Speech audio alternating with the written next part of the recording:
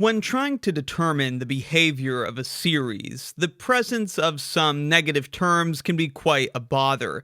For that purpose, it's quite nice to have the absolute convergence test, which today we'll take a quick look at and prove. The test states that if a series converges absolutely, which means that the series of the absolute values of its terms converges, then the original series without the absolute value bars converges as well. Intuitively, this should make sense, since without the absolute value bars, it's possible that some negative terms in the series could cancel out some of the positive ones, thus contributing to convergence. However, if the series converges even without that cancellation taking place, so all the negatives are made positive and every number is going in the same direction, if it still converges, well, certainly the original must have converged as well. So for our proof, we assume that the series of absolute values converges. We'll have to show that the original series itself without the abs val converges too.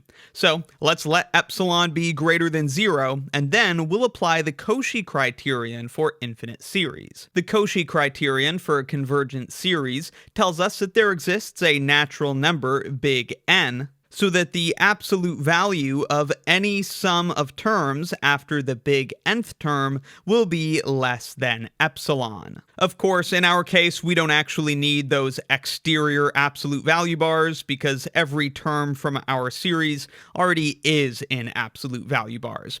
Remember that we're applying the Cauchy criterion to the absolute value series because that's the one that we're assuming is convergent. Now, since all of these individual terms are in absolute value bars, this begs for an application of the triangle inequality to apply the Cauchy criterion to the original series. Indeed, by the triangle inequality, if we take all of these terms out of the absolute value bars and then collect them within a single pair of absolute value bars, that must be less than or equal to the sum of those separate absolute values. But then these are just terms from the original series. In particular, it's a sum of terms after the big nth term. And since the absolute value of this sum of terms is less than or equal to this, which is less than epsilon, we know that this absolute value of a sum of terms from the original series is also less than epsilon.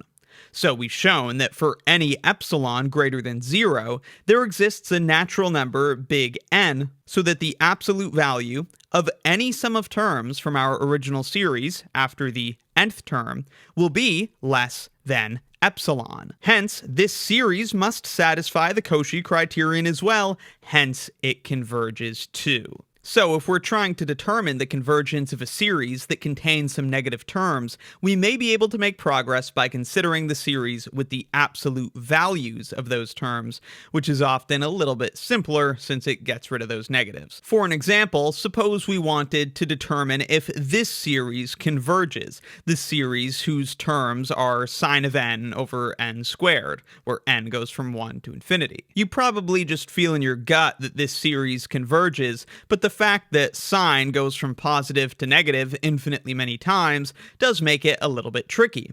Well, now we know that we can just look at the absolute value of these terms, and then we don't have to care about the negatives, and that might be our ticket to success. Indeed, in this case, if we take the absolute value of each term, which only has to affect the sine function, since that's the only part that is negative sometimes, well, we know the absolute value of the sine function is less than or equal to positive 1. Hence, we could then use a comparison test to compare this series to this one, which famously converges to pi squared over 6. So since this series converges, this series of smaller terms must converge as well. And since this series is convergent, well, this series, which is the same thing but without the absolute value bars, must converge as well. We should take care to note that this absolute convergence is a strictly stronger condition than plain old convergence. It's totally possible that a series is convergent,